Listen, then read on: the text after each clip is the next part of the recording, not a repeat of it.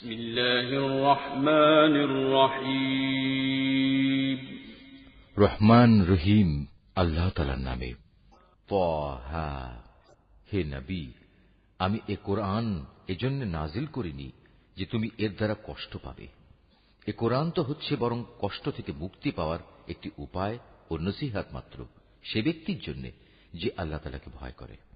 এ কিতাব তার কাছ থেকে অবতীর্ণ যিনি জমিন ও সমুচ্চ আকাশসমূহ সৃষ্টি করেছেন। দয়াময় আল্লাহ তাআলা মহান আরশে সমাসীন হলেন। আসমান সমূহ ও জমিনে যা কিছু আছে এ দুয়ের মাঝখানে এবং জমিনের অনন্ত গভীরে, তা সবই তাঁর জন্য।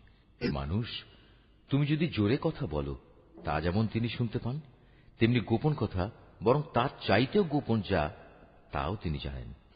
আল্লাহ তাআলা ছাড়া অন্য কোন মাবুদ নেই। যাবতীয় উত্তম নাম তাঁর জন্যই নিবেদিত।